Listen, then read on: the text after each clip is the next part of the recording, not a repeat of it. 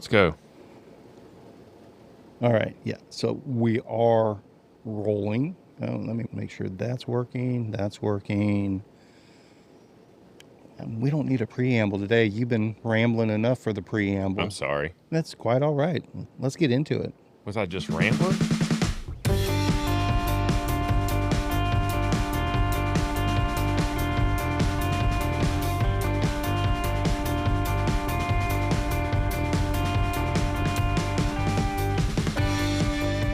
Hello, everyone. Welcome again to ShiftLess, the one and only podcast. Podcast. Oh, dog, that's got to stop. The Dogcast. The Dogcast. All right. Hey, don't chill in the chair. You're smarter than I think he picked something up out of the ZTR there. But yeah, ShiftLess, the only podcast that's dedicated to nothing but bicycles, dogs, garages, background air conditioning noise, bots, all the goodness, all the greatness. Scouting, Grambling. Grambling University, one of the best bands. Went right by there several times. Yeah. So I almost went there on a minority golf scholarship. Okay.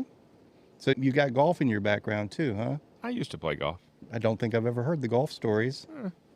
I almost went there just because I would have been the token white guy. Don't do that. But it's a true story. Okay. Still. It was a different time, Kevin. It was a different time. Yeah. It was a different time. Tell us about today's weather and last night's weather. I was awakened by my wife to tell me that it's raining. So apparently we got rain. She acted like the world was going to end. It was just raining heavy, and there wasn't even high winds.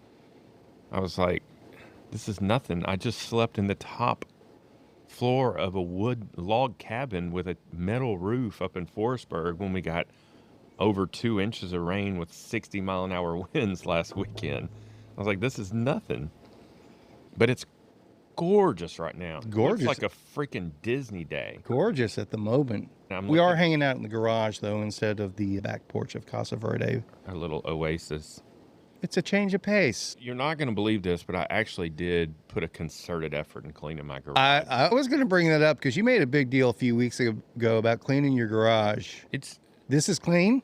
When men say clean, I think we often confuse it with organized. Organized. Yeah, it's more organized. Okay. It's not, I can buy into that concept. It's not completely organized. But it's more organized. It's more than it was prior to being cleaned. I'm not a hoarder. I'm just an appreciator of things. You know what I mean? Of lots of things. Yeah. I'm a fix-it guy. I fix stuff. So, can you fix my refrigerator? Oh my God. I bet I can. Probably can. Anyways, what's going on? You just got back. I want to hear all about your recent adventures. Okay, we'll get there. Yeah. We'll get there. I'm just putting a marker in. I appreciate that. Let's cover some headlines real quick. Talk to me. I don't guess you know some. Oh, do I? Revel Bikes. Yeah. R.I.P. Man, I'm having concussion head this morning. You should have had coffee. I probably did need one more cup of coffee today. I will admit that. But I knew this was going to be a cluster right here, and I would likely knock it over or break something. Yeah, it's never a cluster. But yeah. Great. You know what that is? That's our friend the wood chipper. Remember the last time we were in the front yard? All right, let's cover the meat and the potatoes quickly here. Holy moly. At least they were driving, not stopping. Jeez. But yeah, we definitely got rain last night. Yeah. So the intersection at 35 was all underwater. The intersection here at Country Club and 377 Oh, that's always underwater. That's the worst draining intersection ever. Yeah, you probably have something to do with it. Yeah. Proximity. Yeah, but yeah, Revel Bikes, R.I.P. That sucks. Yeah, April 17th. Revel Bikes told its dealer in an email Thursday afternoon that the brand will be closing. There's no easy way to say this. Revel Bikes, as it currently stands, is closing its doors. So I've heard that they're remaining hopeful for angel investors. Yeah, but the nuts and the bolts of it are they got $8 million in debt that they can't handle. Jesus. Is that as astronomical as I think it is, or is that kind of the cost of doing business? Realistically, I'm not an expert, but I can pretend to be. Yeah. If I were running a bicycle company with the caliber of bicycles that they have, I wouldn't be, I would expect to have millions of dollars of debt.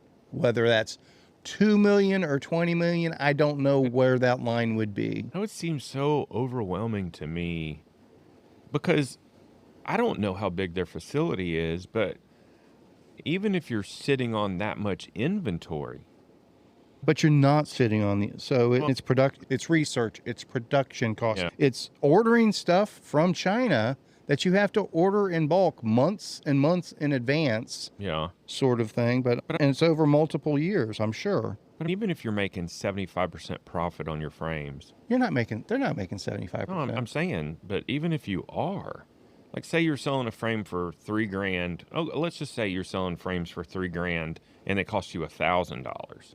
So you're making 50%. I don't know. I'm not good with percentages this early in the okay. Let's say a frame costs them $1,000, Yeah. right? Uh-huh. So that's only 8,000 bikes. It's still a lot. I wonder how many bikes they sold over there. But that's just the frames. Yeah. So you take into account wheels, you take into account yeah. group sets, you take into account Yeah. stems, bars, seat posts, It's true. all of that stuff. So we're at 8,000 bikes if it were just frames. You were on your Revel last night, weren't I you? was the El Jefe. El Jefe. El Jefe. And we'll talk about that in a little bit because I did that bike. I'm almost positive that was my first true singles track experience on that bicycle since I put it together 2 years ago. That's a damn shame, Kevin Lee. But it was an absolute joy in my little heart to see you at the trailhead last night. No. I thought I was seeing stuff. I tried to get out of there before the crowd got there, but I was so old and Why? slow. You should have stuck around. We had a great time last night. Man, I had so much going on. You're a busy guy. I am busy. Such a busy guy. It's like when you texted, so are we recording? Most likely. Yeah. I got to see how all the pieces come together. Yeah.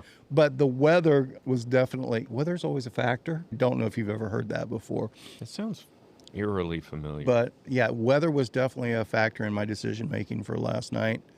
Let's go to headline 2, and that'll start to get us there as well. Did you see where my friends at State Bicycles dropped a new bike yesterday? No. They dropped their first mountain bike. You don't say. I'm going there. And I knew nothing about it. I got the email. It's a 4130 steel hardtail, modern geometry Hardtail mountain bike. mountain bike.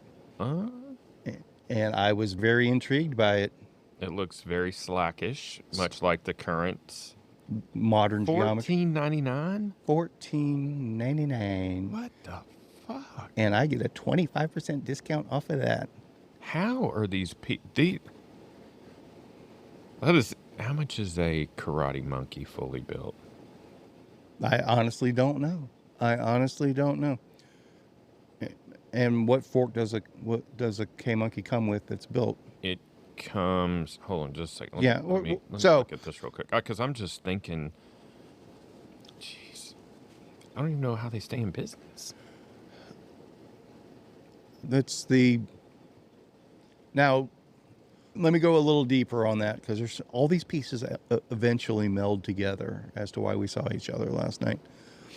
$18.49 For a K for a Monkey full built Karate Monkey rigid geared. Okay, so this is $14.99 rigid geared, but with micro shift. Oh no, that's a fucking suspension fork. I'm sorry, suspension. Jesus, I didn't even realize that. Rock shock silo, 35. What the?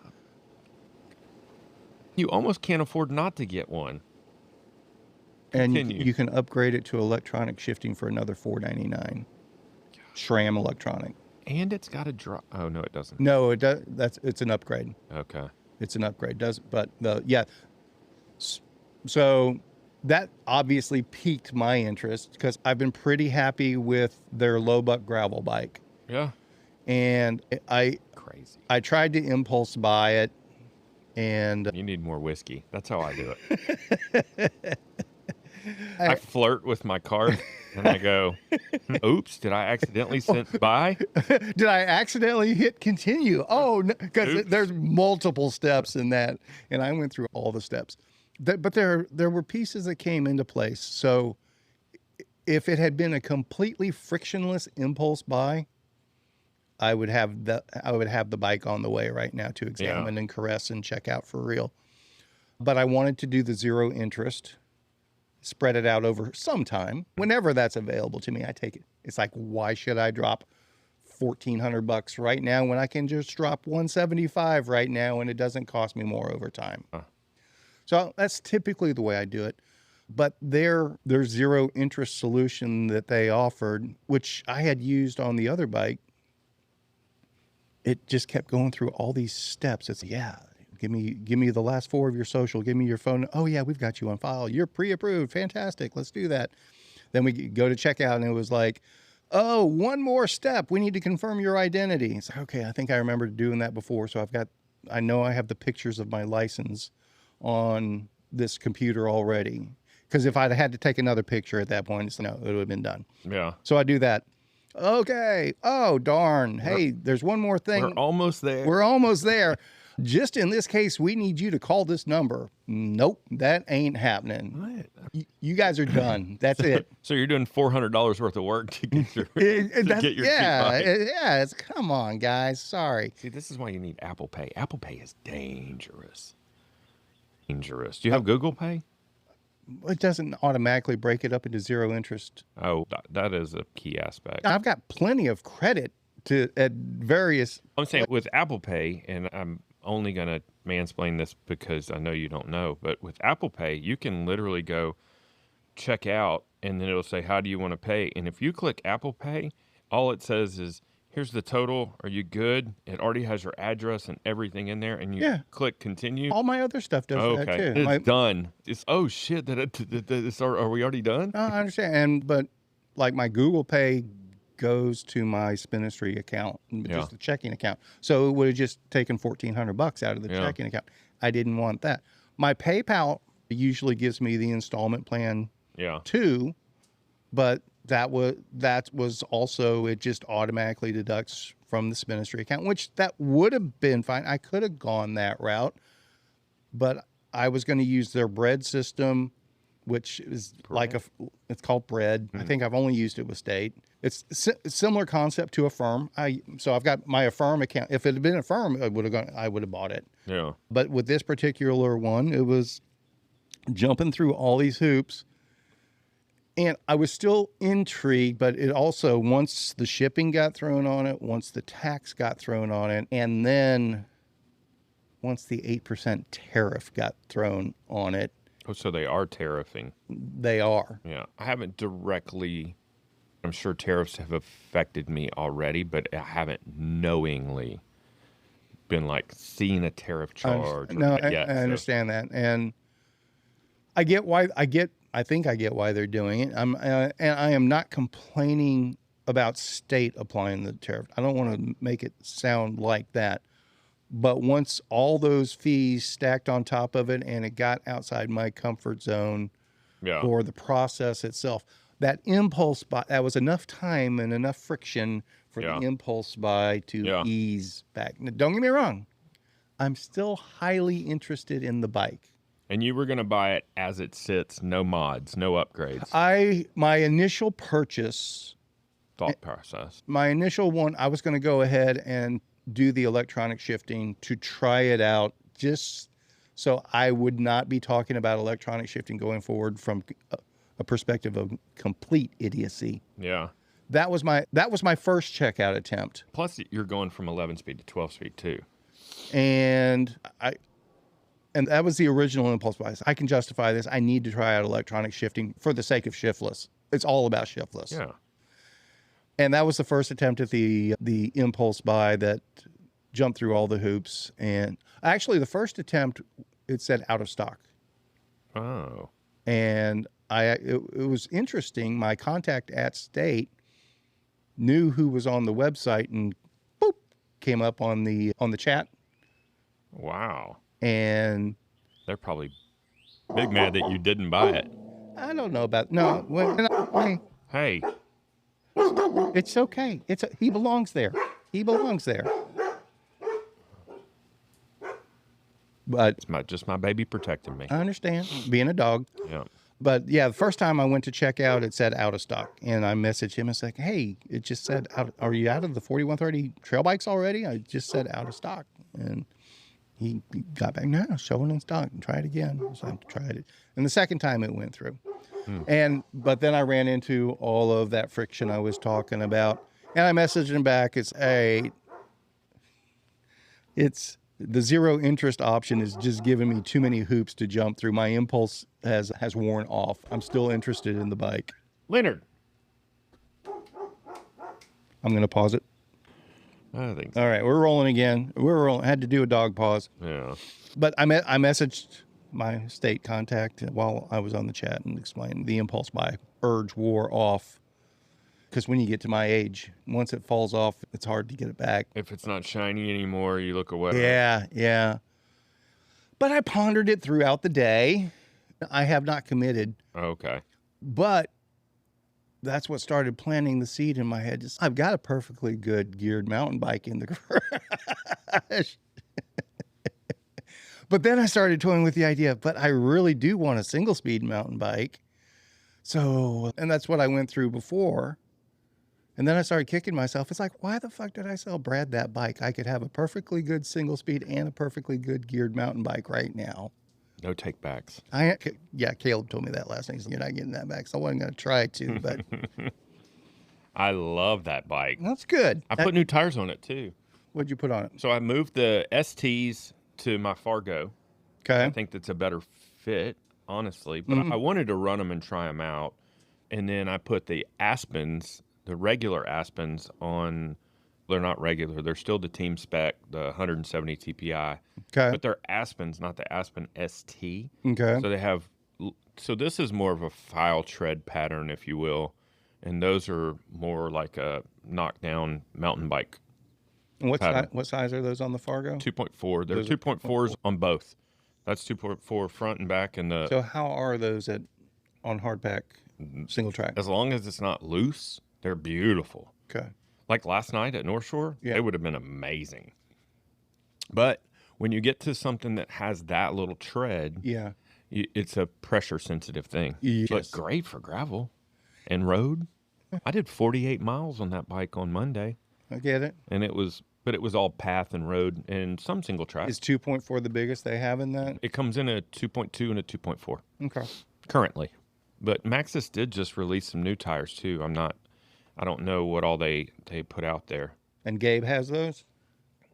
Or did you order those? Gabe can get them. Understood. I don't know if he has any hanging on. Understood. Don't get me started. I tell him all the time, how can I run around with equipment that you don't stock? And then how are you going to sell it if it's not on your shelf? And every time I go in there to buy Tailwind, we're out. You can't sell it if you don't have it, buddy. You know? It's a balancing act. I know. You're asking, how does Revel have $8 million in debt? That's how. Yeah. Trying to stay stocked on the stuff And that's fair. everybody wants. That's why I don't work in retail. That's why I don't own a It's tough. It's That's tough. why I don't own a business that doesn't stock anything other than perishables. I got a thing this weekend. It's time to load the warehouse. Yeah. And it'll be empty by Monday. Which is tough in itself too. It is. I get that. Knowing how much to buy and everything else. Trust me. I get so there are so many parallels between our stuff. If they had a baby, it would be interesting. But Let's see. so ultimately that got me thinking that, do I want a single speed and a geared bike, or should I just do geared bike? Or if I went that way, would I make the El Jefe the single speed, or would I? Because you got to admit that state bike, just the basic, the $14.99 bike. Let me go back to that. Is it single speedable? It's UDH, and so is there a? Is it UDH? It is. It definitely is UDH. Huh. I don't know how that I'm not familiar. I was going to ask, are you familiar with anything UDH specific for single speeding? No. You'd have to run a tensioner But hypothetically, because you can't run an EBB. No, you can't. No, it'd still have to be a tensioner of some sort. Yeah. But in my head, and I'm not an engineer by any stretch of the imagination. What? You don't say? In my head, there's this thing that's cooking like with a UDH based tensioner has potential. But anyway. Yeah. But like Dana and I were talking about last night, nobody single speeds anymore. So yeah, once you go through the development costs of that, there's 18 people in the world that might be interested in That's it. fair. That's fair. Sort of thing. So, single speed's a fad.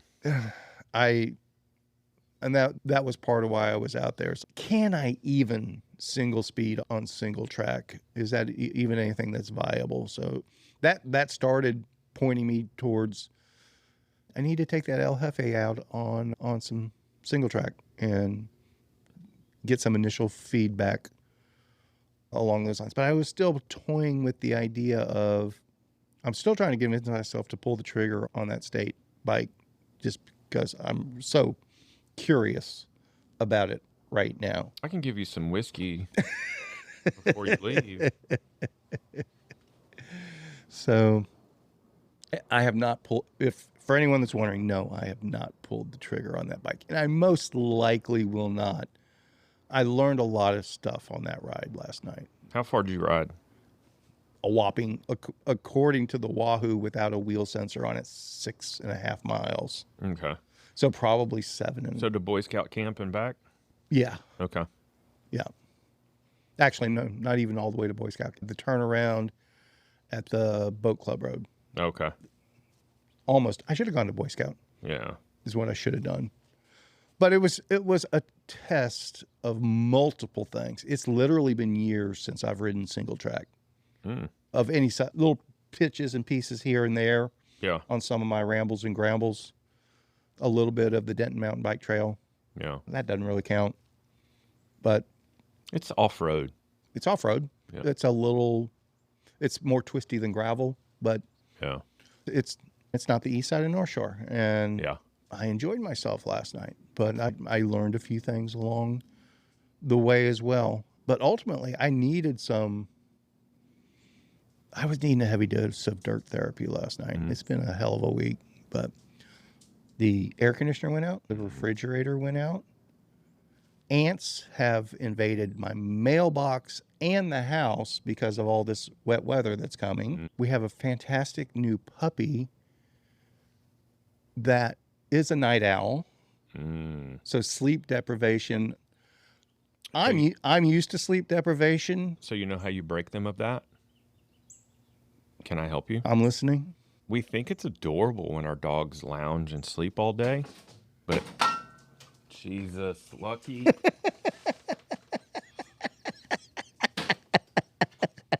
He's consistent. Doesn't matter where I put my shit, he knocks it over. Sorry. I went through this with all of my dogs, including Leonard, who's walking around.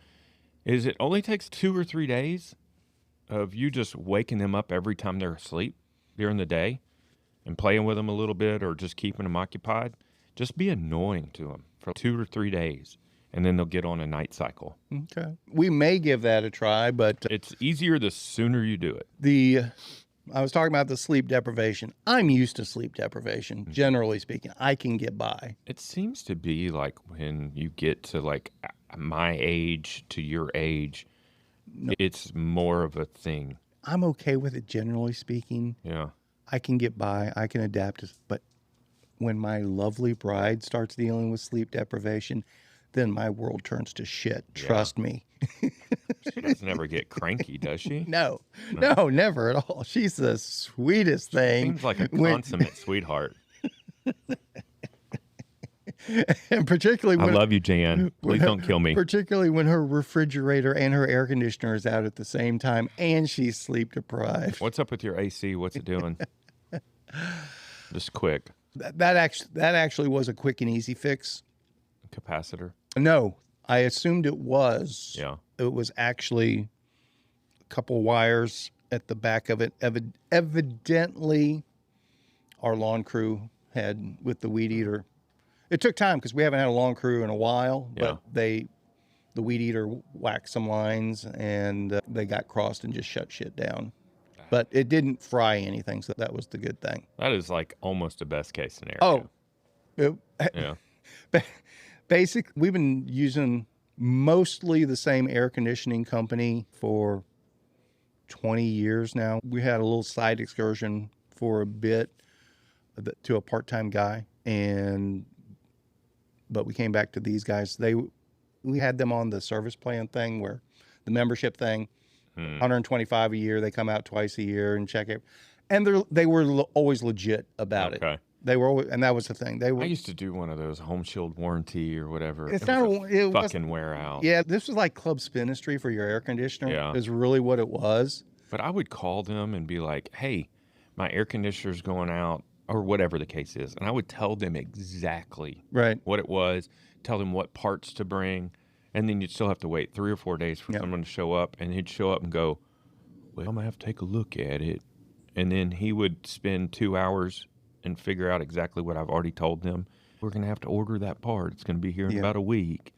And then we'll have to get someone scheduled to come out. I'm like, what? These guys have always done good work. They've always done honest work, but they never did cheap work. They always did quality stuff. It wasn't bling, but it wasn't I want to get out of this for $400. No, you're going to get out of this for $1,200 sort of thing.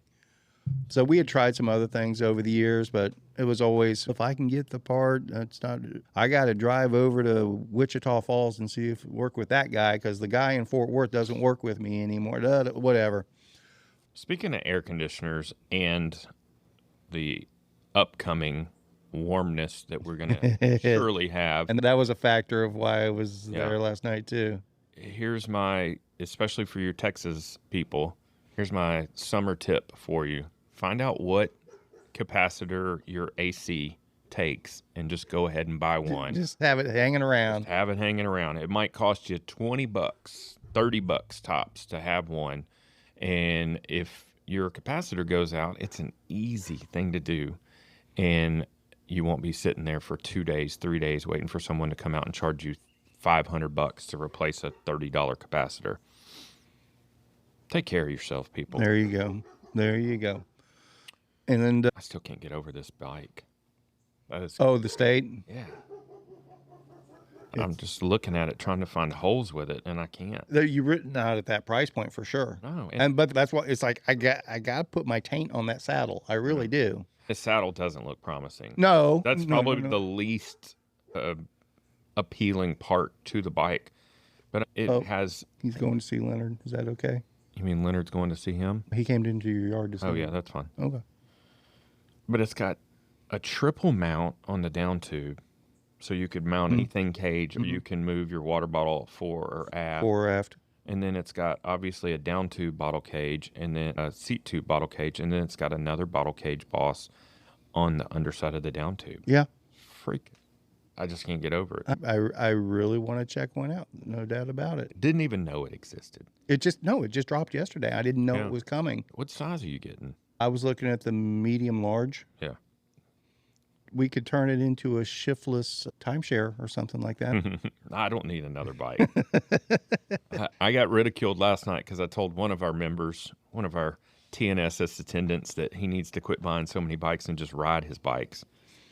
And Caleb didn't think that was the most pertinent thing for me to say. But I was like, I'm the guy that talks shit to your face and cheers you on behind your back, not the guy that talks nice to your face and cheers you on behind your back. Talks nice to your face and talks shit about behind your back. You know what I'm saying. I know exactly what you're saying. I'm face value. I'm very much the same way. Yeah. I'm very much the same way. And so going back to air conditioners, it was hot yesterday, man. It was warm. It was a lot warmer than the brochure. It was hot. It was blazing sun, and it was starting to get humid with all this shit coming in last night. And Jan had to take the puppy to the vet for puppy shots, and all my stuff that was going on yesterday rolled me into heat of the day before I was able to go ride my bike. And I was not feeling like, because I'd ridden Monday late morning and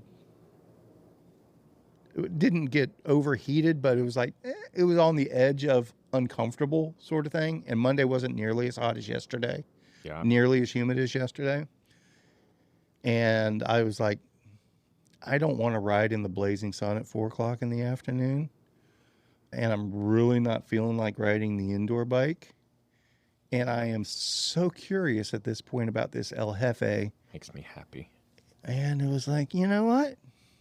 I'm going to go hit North Shore and see if I can even ride single. It's literally been years since I've ridden single track for any distance of any kind, more than half a mile. And again, not counting Denton mountain bike. I don't count that as single. It's, hey, if you want to go start to learn how to ride a mountain bike, that's a fantastic first trail to hit. Amazing. And there's nothing wrong with logging miles there and getting hours in. Nothing wrong with all. that. But it's very light on the skill building. It's very light on the what is outside of my capability right now thing. But the faster you go, the harder it gets. There is truth to that, but not everybody tries to go fast. And there's a lot of psychological warfare going on there too, because they have a mile marker sign every 10th of a mile. Oh my! If I had my druthers, it's excruciating.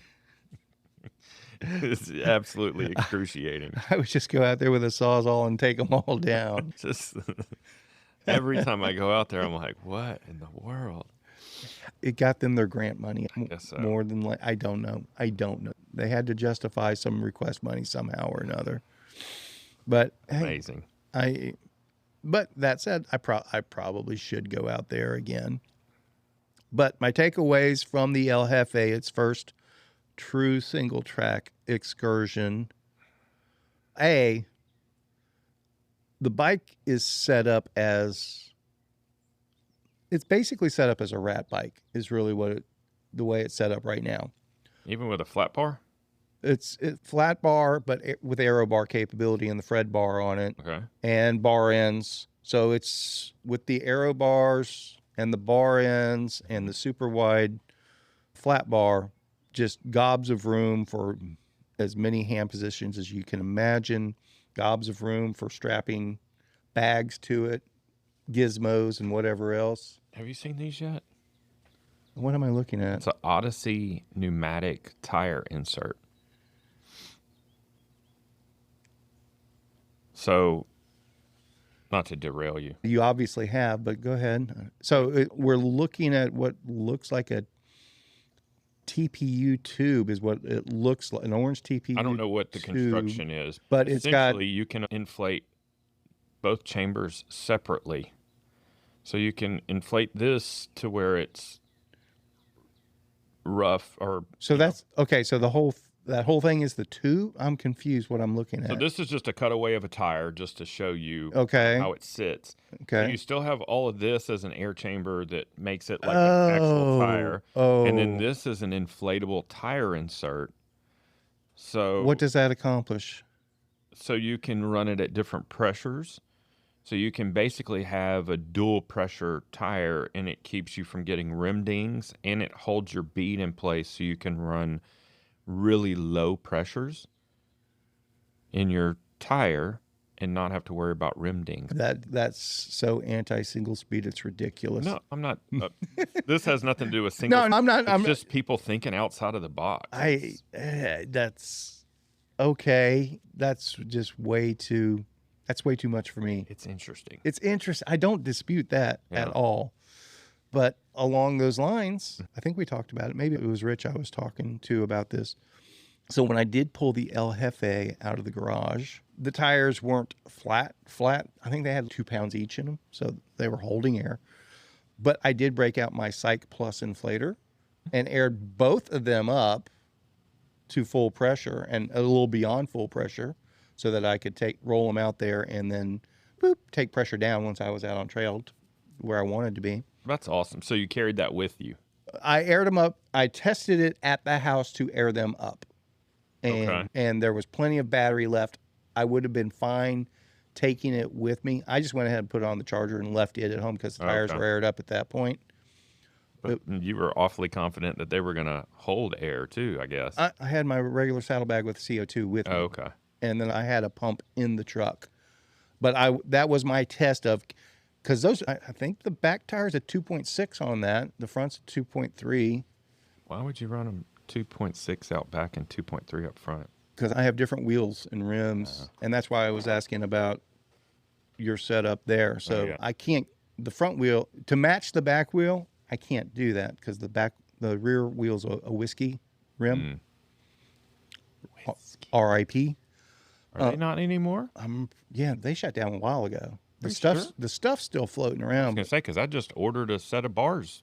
That's what's on the my Karate Monkey now. I could be mistaken. There's stuff still floating around, old stock. I want to hope that you're wrong. I'm pretty sure they shut down. I think they shut down the same time Old City did. That was part of the QBP phase out a couple years ago. Whiskey. Their website is still there. It still shows stuff, but it doesn't show where you can get it or anything like that. So I think it's there for reference sake, for specs, if you have old stuff and things like that. And I could be wrong, but I'm 90% certain. I could have a wheel built up. Yeah. I could probably find a rim floating around somewhere, but that would get expensive for all that. So I need to get a front wheel, same diameter and everything like that, and same size. That's a 110. It's bigger than my front wheel. My front wheel's an old. The spacing. Oh, I'm sorry. No, it's Non-boost or boost? It's boost front. Yeah, it's a 110. It's 110, yeah. And it's a 29. 29. Okay. You got an extra front? Uh-uh. Okay. Wait. What is the rear boost? Rear's boost as well. Okay. You can run a spacer. I've got 100. I do have spacers on it now. Oh, so you're running a 100 already? Yeah. Okay. Yeah. Yeah, I've got a front wheel you can use. It's on my Soulcraft. Yeah. It's a tie bike. I want. It's a carbon hoop. Oh, okay. Yeah. All right. Well, Yeah. we'll get there. We'll get there. Because, yeah, learnings from riding that bike on single track the first time. So, like I was saying, it's set up as a bike packing rig now. It's set up as an endurance rig was the idea. So it's got the Fred bar, but in order to accommodate the Fred bar, we had to go with a long stem.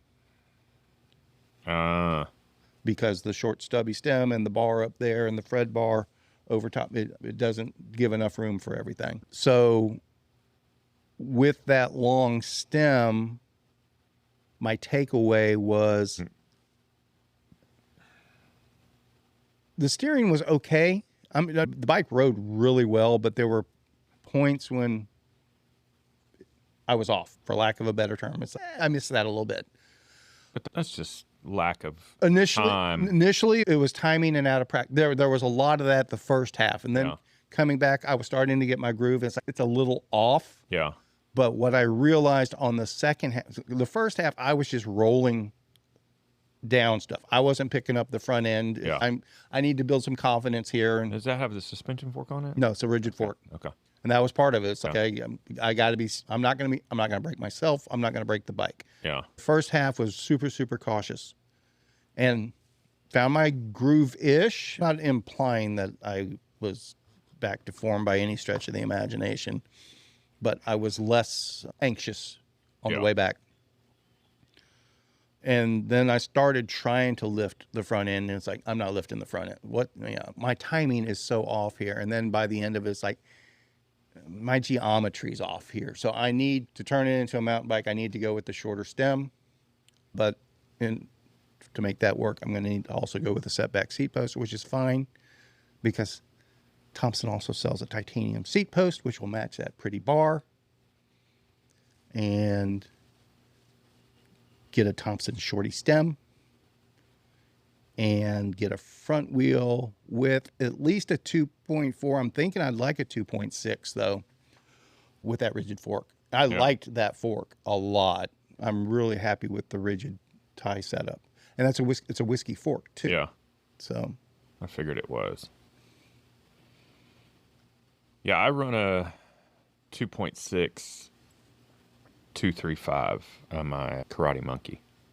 And that's what I was running on my Fargo. But I think that's going to be my new setup for a little bit, at least until I can see how those tires weather, if you will. But I've got, let's say I'm close to 500 miles on those tires, and they still look brand new. Nice. So I'm very impressed. What else? I was dogged at North Shore last night. I had nothing because I went out and rode on Monday because I didn't get to ride. I rode Friday out in Forestburg. Great ride, but it was windy. And there's no flat sections there. This is true. Yeah. I rode like 17 and a half miles. One of those loops you sent me. Okay. Different from the first one or same? Yes. I rode the longer one. And I tried to select the one with the most climbing. I think I ended up selecting one that was slightly less. It was like 17 and a half miles. Still got like 1,200 and something feet of climbing. So it was a good day. It was a good ride. But then all that rain came in Friday night. And then it rained all day Saturday. And didn't get to ride on Saturday. And then Sunday, it was still raining in the morning. And then it cleared up and it was pretty, but I was already loading up coming home. We were planning on having family day and stuff. This time, when I go out there. This weekend. Okay. I have Friday night off, which has never happened to me before. Okay. This whole group is going off campus for dinner. Okay. So after I put lunch out on Friday, I'm free and clear. So I'm planning on going for a long ride, weather pending. That was the refrigerator just cycled off. It's like I knew I was hearing some background noise. I love my refrigerator, by the way. Yeah. I pulled in last night. I hate mine right now. So weather pending, I would like to get a 3 or 4 hour ride out there. So that's the other thing I was going to seed you and see if you could help me put together a route. What time would you be rolling, do you think? Probably around 1-ish. Would you like some company? I would love some company. Yeah. Should be able to make that happen. That would be awesome. Yeah. So 3 to 4 hours for you would be, what, 35, 40 miles? Yeah. Somewhere in that range? Yeah, 40 to with 50. Some 30 to 40 to 50, yeah, somewhere in that range. 40 to 50 with climbing or 35 to 40 with climbing? I don't want to be in a hurry, so let's call it 30 to 40. Okay, with climbing. Yeah. Or you would prefer more climbing than more miles. I don't think you're going to get away from climbing out there. But I can find more in some spots as well. Don't intentionally hurt me. That's what I'm trying. I'm trying to find what you're looking for here. What's your safe word? Keep going. It oscillates. It's either keep going or don't stop. You came up with that pretty quick. It's whiskey. Yeah, I would love to do that. Okay. Make no mistake. I would be on the tributary, but nothing. That's fine. That's perfectly fine. Let me look just out of curiosity. But we're supposed to be raining all week.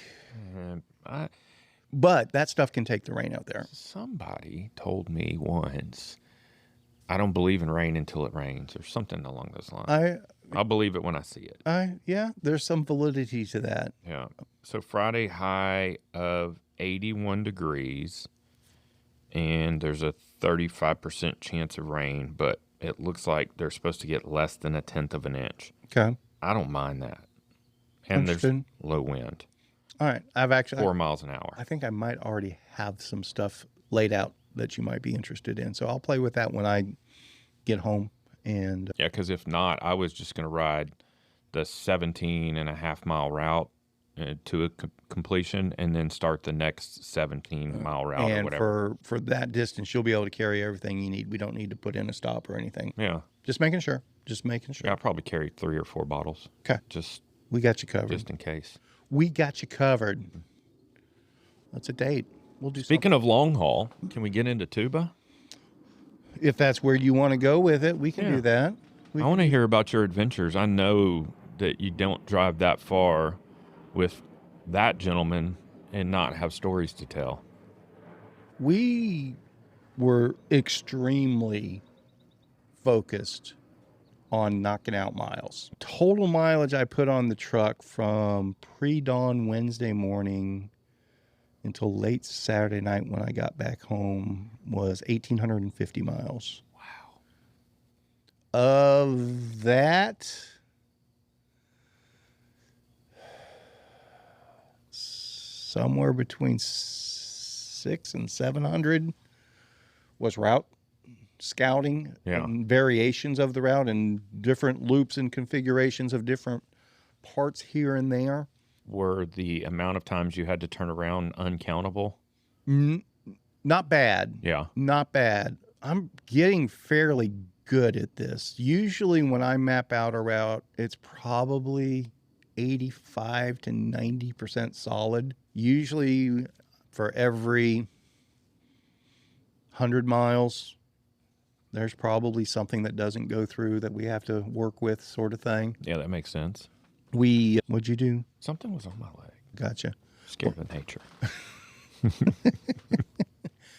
Basically, we started in Waynesboro, Mississippi, and we ended at, what was the name of that? Castor, Louisiana. I think it was Castor was the town. We tried to go past Castor, but that's where Plan A definitely fell apart.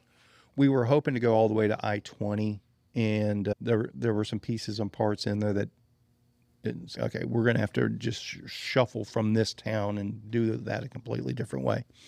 But that part wasn't bad at all. I think that was one of our happy little accidents. That was the theme of the trip. Bob Ross, happy little accidents. Happy little accident. We love our happy little accidents. And when we say little, the happy little accidents are like minor reroutes and minor detours of, we've got a fork in the road. This is the way I have it mapped, but I'm looking up that road. That looks pretty interesting. What happens if we do it that? Oh, there's a happy little accident right there. So a good bit of that. Man, I want to say we routed all the way from Waynesboro to Castor. And so that gives us a complete route now from Jacksonville Beach, Florida to Castor, Louisiana. I don't even know where Castor, Louisiana. Just below Grambling. Oh, okay. A little west and south of there. Okay. Minden? Yeah, I know right where Minden. We were beelining to Minden from there. Okay. So it's almost due south from Minden is where it is. Maybe 30 miles south of Minden. Okay. Would be my guess. There's some good roads out there. There are some fantastic roads out there, and that's what I was. So the idea was to stop in Minden on this trip. So we came up a little short of our ultimate goal, but I'm pleased with what we accomplished. And then what I'm going to do is I'm going to do another scout specific. I have a route as an initial route from Minden to Texarkana to hook up with the Rat, but I want to spend multiple days out there and just find that best, this piece here, that happy little accident there, and just perfect that Minden to Texarkana run as much as I can as a little bonus for our Shreveport folks is the idea there. Hey, while you're out there, you really need to check out the Monkey Trail. Okay. Well, I gotta get better on my mountain bike first. Yeah, but even if you just go out there and tool around on it, you won't believe that trail exists in Shreveport. Now, I don't know the status of it at the moment. I haven't heard any mention of it in forever, but that doesn't necessarily mean anything these days. It's freaking awesome trail. But like I said, I don't know what the condition is. It took everything I had to do 6.5 miles of North Shore East Side yesterday. So I got to work on my skills and drop a few pounds before I'm a mountain biker again. I was on the struggle bus last night myself. Man, I am so glad I opted for riding in the shade last night. Yeah. So, while I was doing this, I was having fun. Make no mistake about it. Very anxious on the front end of it. Just what's it going to take to get the groove back? And I'm not implying that I got the groove back by the end of the ride yesterday, but I was 20 times more comfortable the last mile than I was the first mile. Yeah. Sort of thing. And I'm looking forward to more single track But as far as TUBA through Mississippi and Louisiana goes, found a lot of fantastic riding there. Anybody that does that stretch, I think, is going to be surprised at how cool it is. It's very rat-esque in the mileage mix. There's just no way to get away from that, in that there's no way to go all the way across the state just dirt roads. You have to throw pavement into the mix to connect. 20 years ago, I think you could have done it. Potentially. 20 years ago, we could have done it here in Texas. Yeah. Yeah, 20 years ago, I could literally get 1.5 miles from my house and take dirt roads all the way from there all the way through Oklahoma at that point. Yeah. Yeah. Not that way anymore. And it's not just Texas. There was a lot of stuff in Louisiana that had been unpaved the last time I was out there that was paved now. Some of the Mississippi stuff was too. But my big takeaway, and it was my concussion head that was getting in the way. I knew I had scouted a good bit of it previously, but I had lost track of what I had scouted when, and it started coming a little bit together. So basically I thought I had done it all in one trip, and it was actually 2 trips that I had done scouting out there, and pieces came together. And ultimately, I had it in my head that I had pre-scouted all of Mississippi, and I hadn't. Once we started getting into it, this is all new to me, and found some absolutely amazing stuff. In Mississippi's really, really good riding, really cool stuff there. Louisiana is,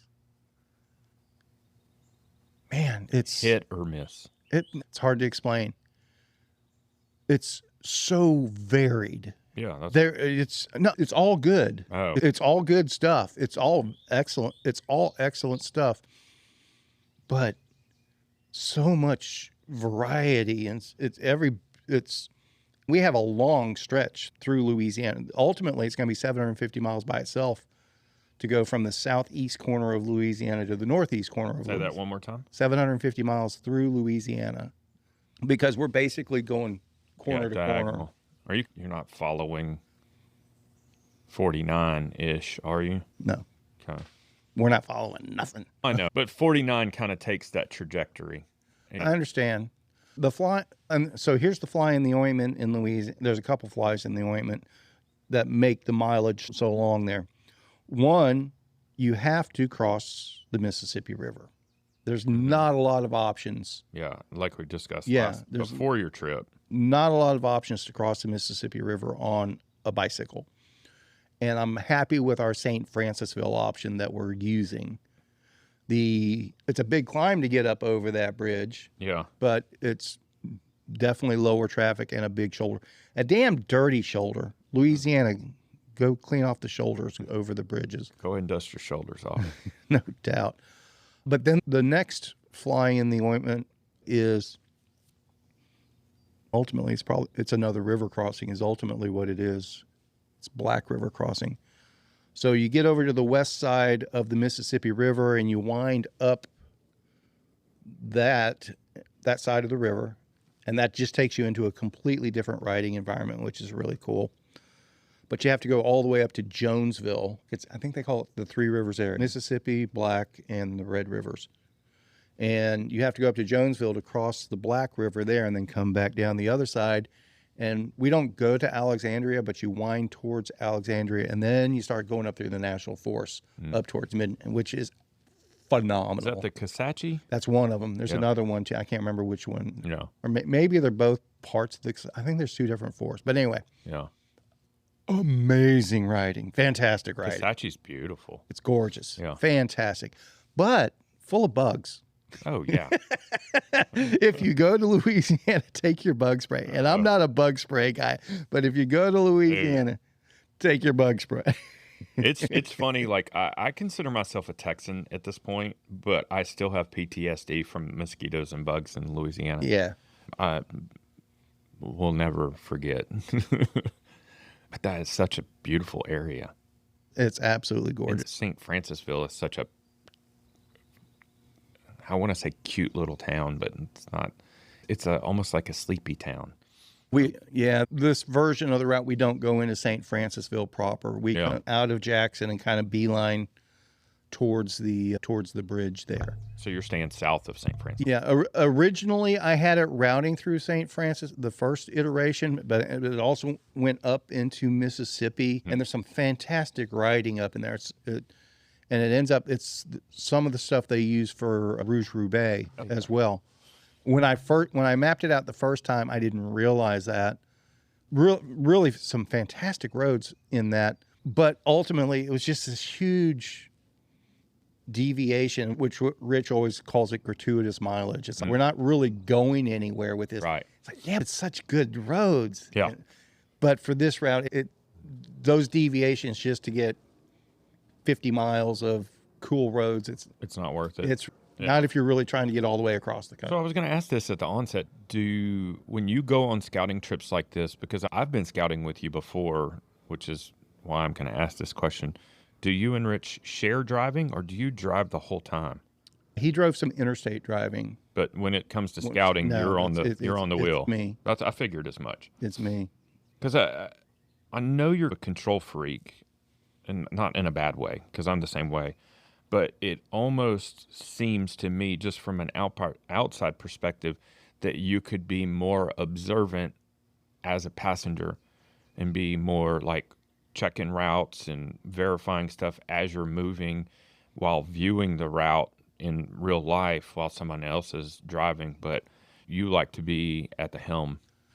And this was my learnings from the rat. So what we lay out now is it's going to be an approximation of what it'll be in 5 years, but there will be substantive changes. Yeah. So my focus right now is to get something that gets from point A to point B Yeah. that is scenic, safe, and Sustainable. and resupplyable. Yeah. That's a critical point, too. So when you're mapping a extended route, if you will, like that, do you try to make sure there's a resupply 50-ish miles? I shoot for 50 miles Yeah. or less. Yeah. And occasionally, if we have to bump it to 100 for the sake of it, we make that as limited as possible. Yeah. I really shoot for 50 miles or less. But it's hard to travel in that area and go 100 miles and not at least have water available. What? Yes, but it's Strange Louisiana fact. At any point in Louisiana, you can turn in any direction and travel 5 miles and run into a body of water. probably 5 feet, Yeah. but like a lot of the stuff that we were scouting, and I talked about that with Rich. In Louisiana, you're never going to run dry. If you got a filter with you, you'll find some water. Oh, yeah, there's water. But it's almost like Texas, and it's all ag land. So what chemicals are going to be in that water? And if that water's wet, you better bet there's gators in it. Rich was wanting to see a gator so Did y'all bad. not see any alligators? The Mississippi River's flooded. Everything was There's not any gators in Mississippi River, really. no, but everything was backed up and everything Yeah. was flooded and Yeah. so when it's dry and you're down to your ponds and little lakes, you find the gators real easy Oh, because yeah. they're all gathered in one spot. But Yeah, when yeah, yeah. everything's wet, they're all spread out all Yeah. over. Yeah, they're up in the trees and shit. I don't know about up in the trees, but Intermingled. yeah. There was no mass groups of gators sunning on the banks or anything like that. Yeah. Sort of thing. They were just too spread out this trip, and we were going by it usually 40 to 50 miles an hour, generally. That makes sense. But I'm really pleased. Any highlights on the trip? Any lowlights? Any near misses? The Kisatchie National Forest was definitely a highlight, and I had been through it before. The time I did it before was in the middle of the night, and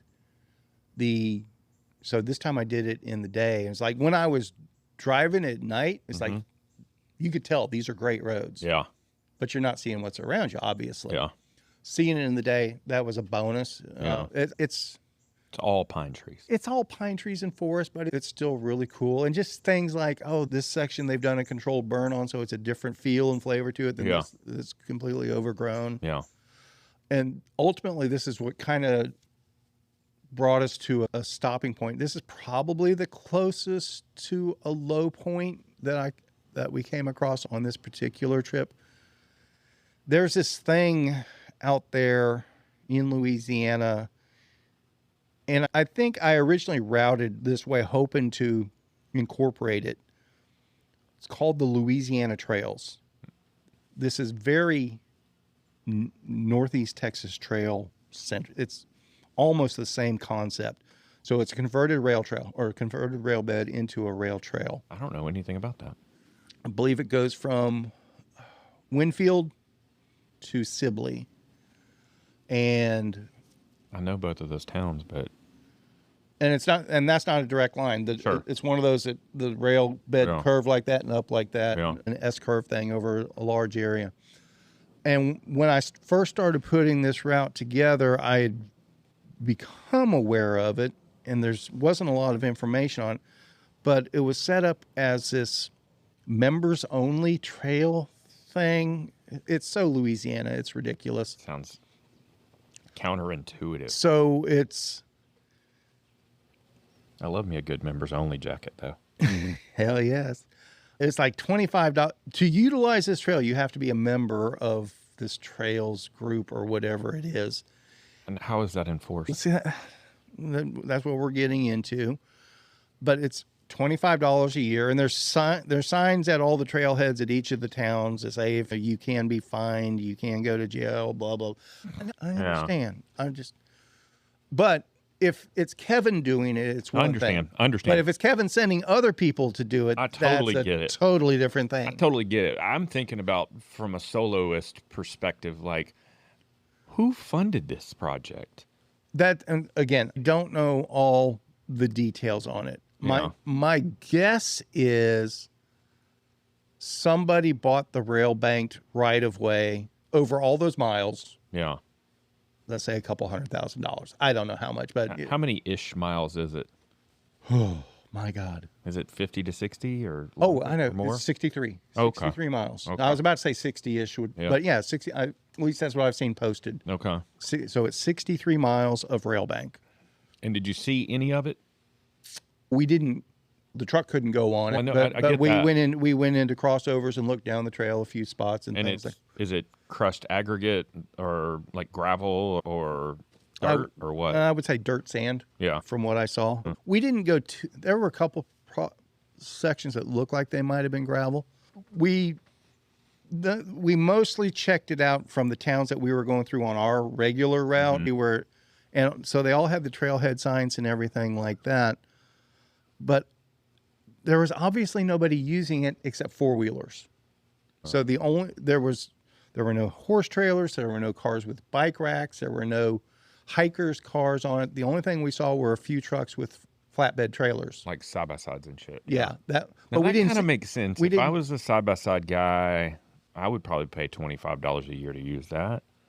Maybe I don't know. Somewhere you can legally just ride your side by side. Maybe. I don't know. That's what I'm saying. I don't know how those guys use their side by sides, but if you're using it maybe to access some hunting area or something like that, it makes sense. Just to go out there and joyride.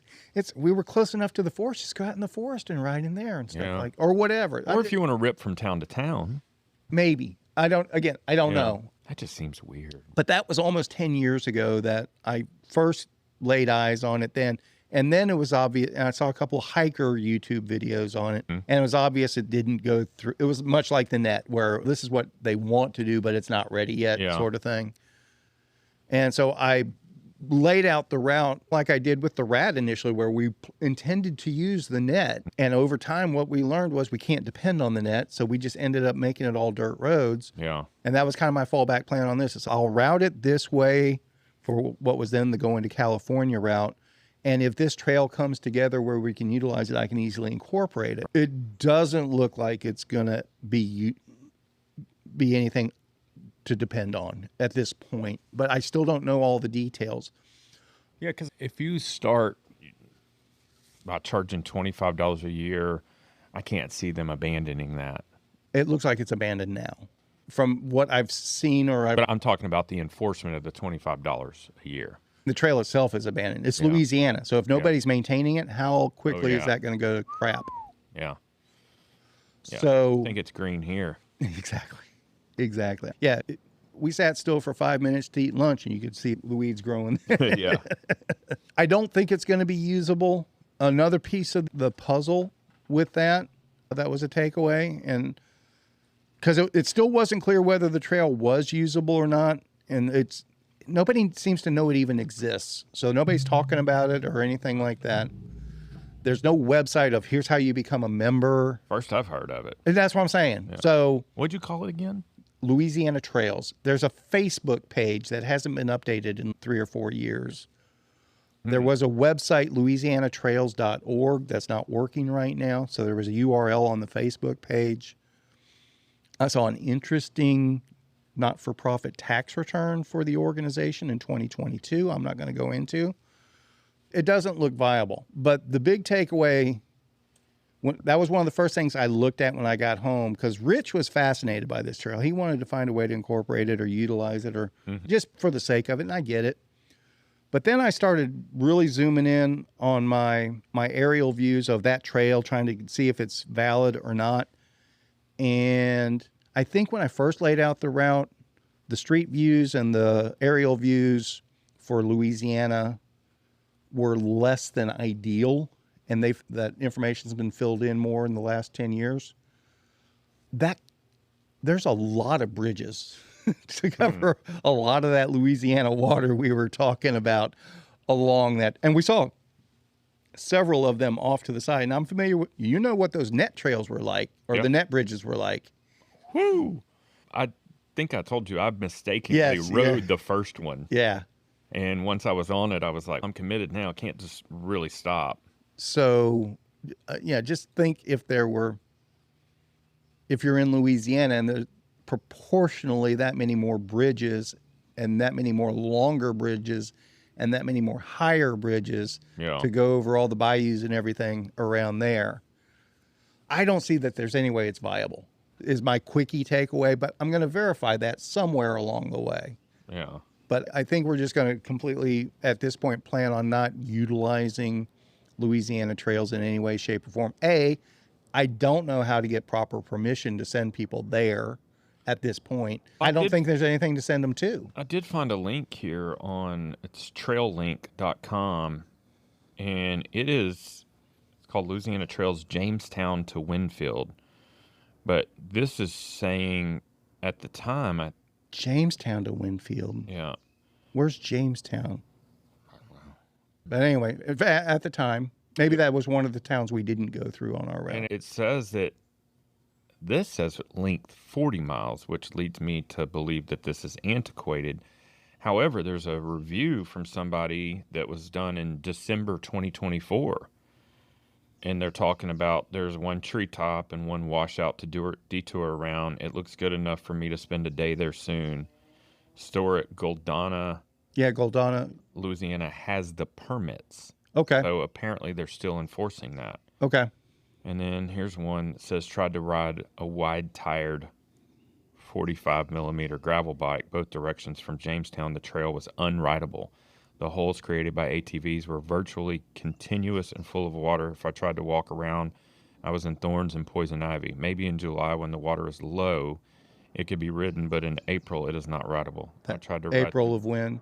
This was April 2022. Yeah, 2022 is when it sounds like they basically went defunct. Okay. I think that's when. But okay. Yeah, that lines up with what I'm assuming there's going to be lots of water along the trail. Yeah. And if it's not maintained, yeah. But anyway, that said, still going to check it out. So the Goldana store has the permits if they're still needed. And we stopped at the Goldana store, but it was closed on Saturday, which that doesn't make sense. Why? It was Easter weekend. Never mind. So yeah. Air conditioner's back. There's our AC. Yeah, the AI will fix that. Mine works. Mine works at the moment. So, I'm leading the witness here. Go for it.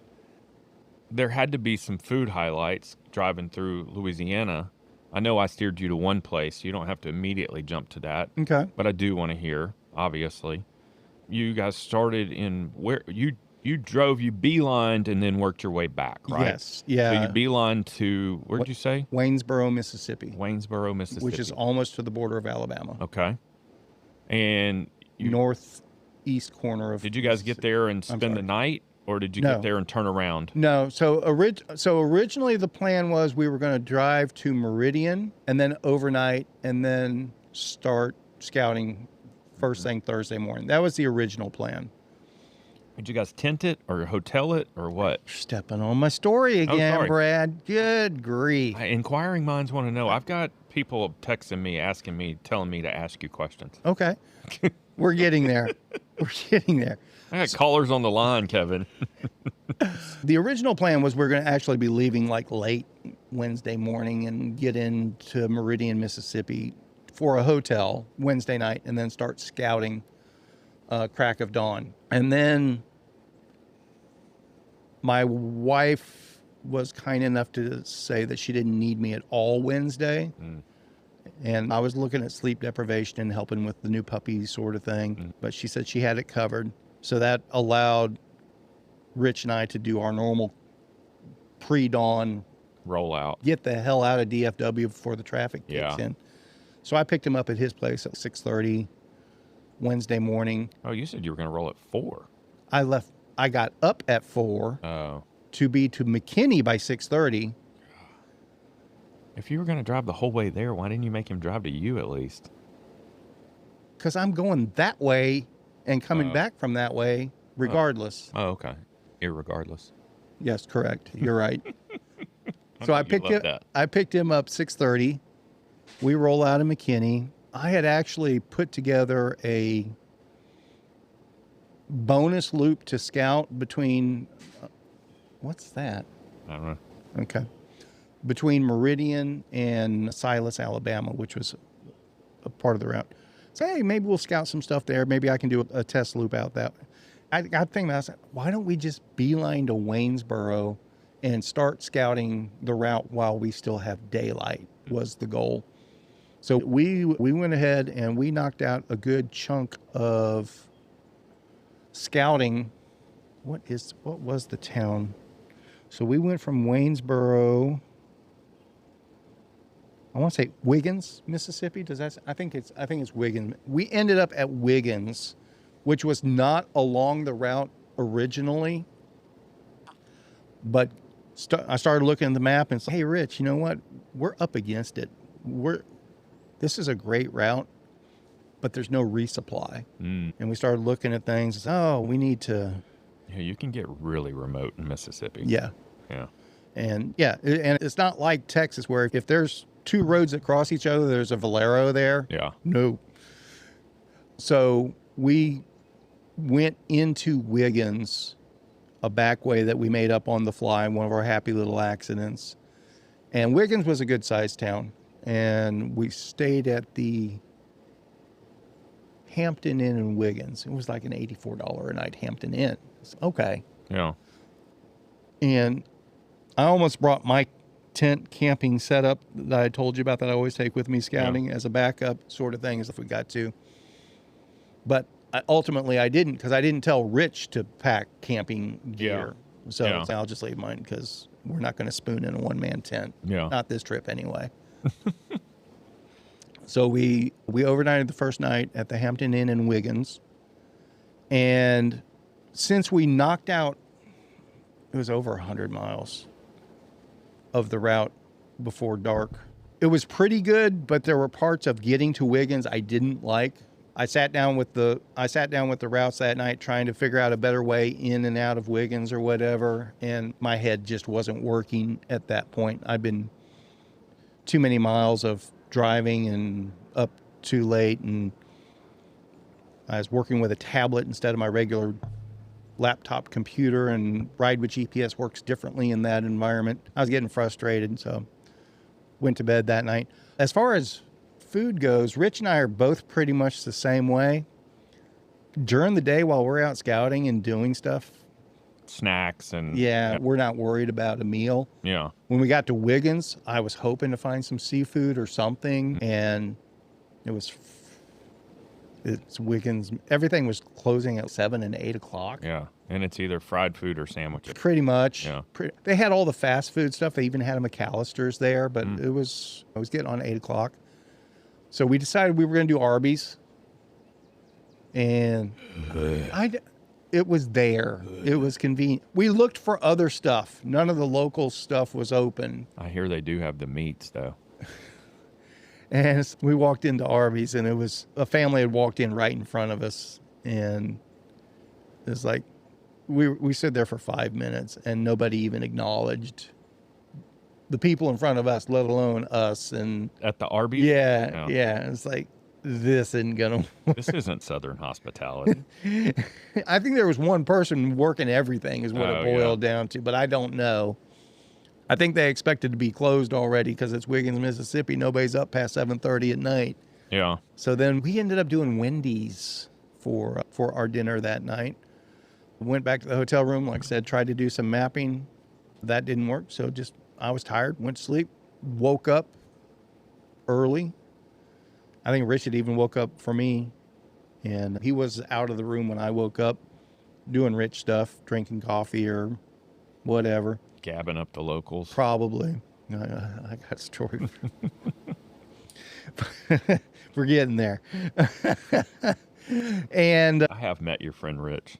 with a little bit of sleep, I was able to actually work my Android tablet and get my routes worked out.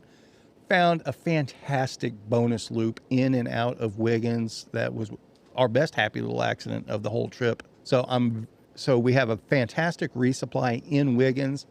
This route from Jacksonville to Jackson to the Mississippi River, it's pretty convenient to hotel the whole way anytime you choose, the way it's routed right now. Convenience relative. Maybe every 100 miles there's a decent size hotel town, Walmart town, I like to call them. Yeah. Every 50 miles there's a real deal resupply sort of thing. And so then Saturday morning we got up. You fast forwarded a long ways because you left on Oh, Wednesday. I'm sorry. Thursday morning. Thursday morning. Yeah. So Thursday morning we got up, verified that new Wiggins loop and some other stuff, and really started to hit our back roads of Mississippi stuff that I absolutely fell in love with. Just some fantastic riding through there. And just to get all the way across the state of Mississippi, it's only 225 miles. It's a very narrow state. Narrow-minded. It makes for a really good riding. I'm going to have to make a loop out of that so people can start maybe Waynesboro to Wiggins and back, or so, I don't know, figure it out. And got to Bogalusa, Louisiana to officially kick off our Louisiana run. And between Bogalusa and Jackson, Rich was starting to get let down because Mississippi we'd front-loaded things. But if we hadn't had the Mississippi really cool riding prior to hitting Bogalusa and heading towards Jackson, I think he would have appreciated that east end of Louisiana a little more. It's if you start with the entree, Yeah. and then you get a little appetizer after the entree, it's not. Yeah. Comparison is the thief of joy. It is, exactly. But the beauty of it was the further west in Louisiana we went, the more interesting and adventurous it became. Yeah. Most of that eastern end of Louisiana was paved, but it was still backcountry, single lane pavement, rough road. It's just barely a step above unpaved sort of stuff. And really pretty, but we had bonus sections of gravel. Actually, it's not dirt. The last time I had been through there, I don't know if it's a seasonal thing, getting ready for the wet season or what, but all of the gravel roads east of the Mississippi River, it was like aquarium gravel. That consistency of gravel. Yeah. Fish tank gravel. But it was like 1.5 feet deep. Oh. super loose, super thick, but it hadn't been that way when I'd been through there before. So I think their MO is basically to dump a year's worth of gravel at a time, and over time it compacts down and distributes. Could be wrong. There was not a whole lot of gravel on the east side of Louisiana, but every time we hit gravel, it was that on this trip. And there was probably only one section that was more than a couple miles of that. Yeah. There was one longer stretch, I think it was around 10, 12 miles, but everything else was a mile and a half, generally speaking. And then we got to Jackson, wound down, wanted Rich's opinion on the bridge over the river to make sure that I wasn't just being optimistic. Yeah. And he was fine with it. Yeah. No problem there. We were trying to figure out where we were going to overnight. This is Thursday night. Yeah. No, this is Friday night. I'm sorry. We left Thursday morning. We left because you and I recorded on Wednesday last week. Oh, yeah, that's right. So I was off by day. My bad. So this is Friday night, and we're at the Mississippi River, and there's still daylight. Yeah. So it's like, how far can we get on this stuff? And this is where we're getting into the Mississippi River's flood stage now, which I got caught off guard on that. I had no idea. We didn't even think about it till we crossed on the interstate at Vicksburg. And before I'm getting to the river, it's like, why is all this water here? This could be problematic. Yeah. And it wasn't. But so we went across the river. I wanted to get to the other side just to peek on the land side of the levees over there to make sure there wasn't any flooding issues. Yeah. Because if we started seeing it once we crossed the river, I knew we were going to have problems. But from what we could tell, it was dry. We went all the way up to the Red River Locks area, the core land, and everything was good there. And then we doubled. Are we going to get a hotel in Alexandria? What are we going to do? And we decided, and Rich found a Best Western right there in St. Francisville, or not St. Francis. It was across the street from your restaurant that you recommended. And what was that? The Francis. And after a couple days of peanut butter crackers and Wendy's and Chex Mix from his wife, I thought a real meal was in order. And since it met with your seal of approval, so you know what? We're going to have a real meal. We're just going to sit down and relax and not worry about getting back in the truck, and Best Western right across the street. Might even have a cocktail. Yeah. And we sat down to a real meal at the Francis in St. Francisville, Louisiana. And how was that? It was good. It was, and I know it sounds like I'm unimpressed, and it's hard to explain. Just to be clear, I've never been there. Okay. My mom has been there 20 plus times. Okay. And raves about it and has sent me pictures. Okay. I've looked at the menu. Okay. But I have not personally been there. Okay, good. That actually makes me feel better. Yeah. That makes me feel, because you were inquiring so hard of what you thought. Because I was curious. I thought you were. I wanted another opinion besides my mom's. Gotcha. Okay, I'm going to give you the shorthand opinion. Go for it. I'm going to give you the shorthand opinion. Yeah. It's no better than Papados. Oh, okay. On a good Papados day. That's fair. Does that make sense? Yeah. But it's better than anything you should expect from outside of knowing that one guy that's got his little tiny local restaurant that just feeds the locals, true Cajun. This was not the Alpiner in New Orleans good by any stretch of the imagination, but it was better than most chain Cajun Creole places that you'll go to. I did the redfish with lump crab, black and redfish. It was a good fish. It was a good piece of fish. That's important. Yeah. It was prepared well. Yeah. Nothing wrong with it at all. Nothing special about the lump crab, but perfectly adequate. Yeah. It came with actually some very good asparagus, fantastic asparagus now that I think about it. And I opted to replace my choice of potato When I go to a place like that, I got to try the red beans and rice. So can I have a side of red beans and rice instead of the potato? They were fine with that. Yeah.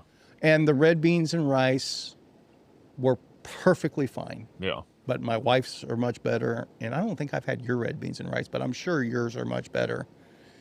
And actually, I need some of your red beans and rice now that I think about it. I can do that. I've been known to make some red beans. I figured you had. I figured you had. They had a top shelf old-fashioned cocktail that was tasty. We opted for they called it St. Francisville shrimp. What's the traditional? It's like a barbecue shrimp. Barbecue shrimp. Yeah. That's what they were going for. No. Yeah. I prefer the traditional barbecue shrimp, or the New Orleans style barbecue shrimp, I should say. A little let down by the dessert, but it's my own fault. Did you make the dessert? No. It's not your fault. Here's why it's my fault. And correct me if my logic's off. Usually I don't have dessert, but at a place like that, it's okay. You got to go banana pudding or bread pudding. I'm sorry. We'll get there. Yeah. They had a banana Foster's cheesecake. Sounds good. And fantastic waitress, Liza, I think her name was. I asked her when she said, "You need a dessert," and I was like, "Don't take this the wrong way, but do y'all make your own desserts or do you have them brought in?" Yeah. And most of them we make ourselves. We do bring a couple in. Yeah. And both Rich and I were interested in the Bananas Foster cheesecake. She's like, "That's one we bring in." And 9 times out of 10, I would have gone, I'm going to pass. Yeah. I want to try their own desserts. I don't want the outside dessert. My thoughts too. Is usually the way I go with it. It was a perfectly adequate dessert, but it's a perfectly adequate dessert. I probably could have got the same thing at Sam's Club, quite frankly. It's probably a Sara Lee product. I wouldn't go to that level. Now, that said, you bring up a really good point. One of our happy little accidents, I think it's called Ramsey Springs, Mississippi.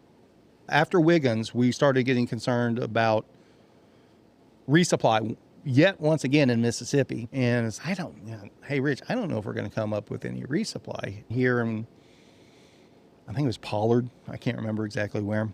But we really could use a spot. And, there'll definitely be water. There'll be a church, or worse, there was civilization.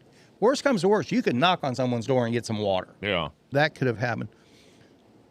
But we came around this one turn after our one section of dead end. We did have one small concentrated section of 2 dead ends that really screwed us up. But it was easily fixed. But we just went a long way down 2 roads before we got turned around. Came around this one turn, and we were just starting to get concerned about potential for resupply. And in the middle of nowhere is this Ramsey General Store. And just backwoods country store.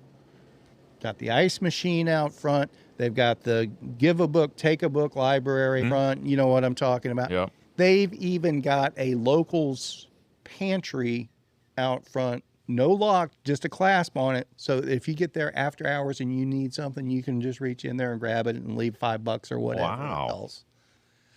So we go in there, and I didn't realize it at the time. At one end of it is a little country diner. I didn't go in there. Rich went in there and he said, "That's the best looking BLT I've ever seen." It was like 5 pounds of bacon on the sandwich they were making there. But what they did have right next to the checkout was this big cooler filled to the rim with big old quart deli things of Nana pudding. $2.99. If I'd had a cooler with me, one of those would have been going home, but I didn't have a cooler. So I will be going by the Ramsey General Store and checking out their Nana pudding sometime. And probably having lunch at the diner too. Yeah. Now that I know it's there. That sounds like an oasis. It does. Yeah. The timing was ideal. I don't know. Did I cover enough highlights for you there? Yeah. I'm saddened that the Francis wasn't better than it was. I've got a high bar for that's fair. Louisiana food, to be honest with you. That's fair. And like I said, I think most people would have been very pleased with it. You have to think, my mom lives in Vidalia, Natchez area, and there's 0 destination dining there. Nothing Nothing is Well, exciting that's there. what I'm hoping. I'm not painting a negative picture No, of no, it no. at all. It's good. It's really good food. It's a really good restaurant. No doubt about that. For that area. I would probably outside of New Orleans proper or that local joint that only the locals know, you're probably not going to find any better. No. But it wouldn't survive in DFW. I don't know. That's No. true because there's a lot of shitty There's a restaurants lot of that have been shitty- around for 40 Well, plus. okay, so okay. Bayou Jackson Roanoke is better. Or I say that I only eat there a couple times a year, and every time Yeah. I've eaten there, we tried to eat there a couple months ago. It was slammed, so we Yeah. turned around and walked out. When I've eaten at Bayou Jack's, it was better. Yeah. But I think that's about as good a Cajun joint as I found around here. Yeah. And hate to lean on Papados. Hoochie's is okay. I don't know that I've been there. Where's that? In Denton.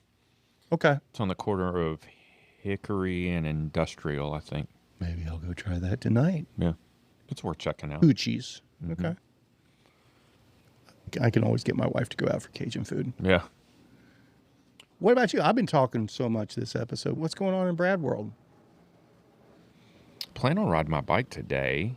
What do you got in mind? I don't know. I've got to probably just get an hour or two. Starting to cloud up. Yeah, it is. But I'm going to have to, I've got a lot of prep work to do to get ready for my trip this weekend. This is Thursday through Monday. Thursday through Monday. Yeah, so I don't even come back till Monday. When are you rolling out? Tomorrow? Tomorrow I'll probably roll it about 3. And I'll probably get up and go for a short ride tomorrow morning too. If it's not raining. All right.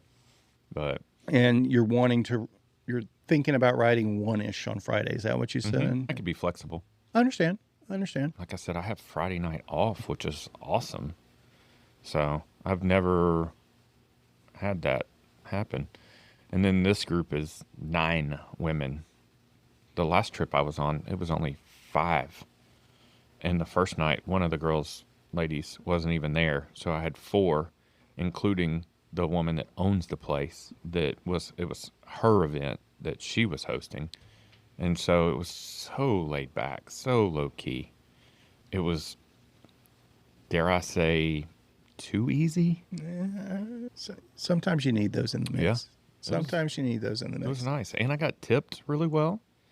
And because there was so few attendees, I was able to get a massage on their massage day. Nice. Yeah. So it was Win. and I got a ride in. There you So, You've got a rough life.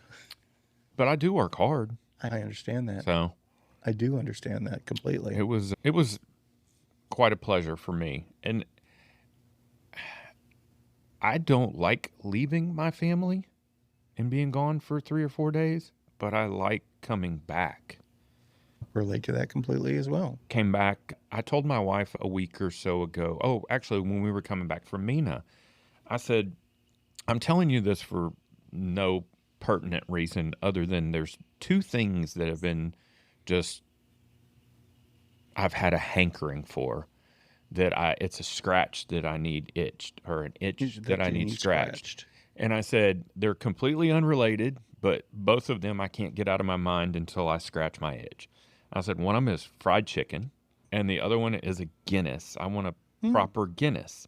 I've just had a hankering for a Guinness. So I had coordinated with the family over the course of the weekend and said, hey, I really want us to go out as a family on Sunday on Easter and just get a bite to eat, because I wasn't going to cook, and I didn't want Paula to have to help me cook or clean or shop or anything like that. So I get back on Sunday, 12:30 or whatever, and we start kicking around ideas of where we're going to go, and I go, can we go eat Korean fried chicken? And both of my kids were like, I'm game. And Paula was all about it.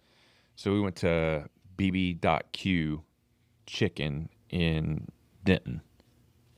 Fucking, the place is amazing. Okay. It is so good. If you've never had proper Korean fried chicken. No, I've never had that. Don't know it. But I have had it's funny you mentioned, for the past month, I have had the hankeriness hanker for good fried chicken. I don't know why. Yeah. It's just It's been weighing on me almost. So you need to check. You need to put that on your. send me a text with that. I may go there tonight. And hoochies, you said hoochies. Send me a text on both of those. I bet my wife would be happy if I took her out to dinner. Yeah, I would honestly recommend BBQ chicken over hoochies. No, that's at the top of the list because Yeah. my fried chicken itch has not been scratched by any stretch of the imagination. My wife is pretty good at scratching that itch, but that's also one I'm not going to say, "Hey, woman, make me some fried chicken." Yeah. That needs to That's an undertaking. that to needs do to it be proper. her. It needs to be her idea. I sent it to you through Apple Maps. I don't know if that's. I'll do this. Just the names, Oh. and I'll do my research from there. So, what's your plan for today? I got a lot of prep to do, like I said, and depending on the weather, I'm going to ride my bike for sure. Not for sure, but depending on the weather. So just trying to keep my legs active. So, just do your hour loop from here. One of them is that what you're thinking? I'm trying to tack on. Monday, I didn't. My wife. It's funny because we both work from home, but there's days where I don't even get to talk to her. She's on the phone constantly and in meetings and all this stuff. So I did a couple of things around the house and I can't remember if I mowed. Yeah, I mowed on Monday. Or no, I mowed afterwards.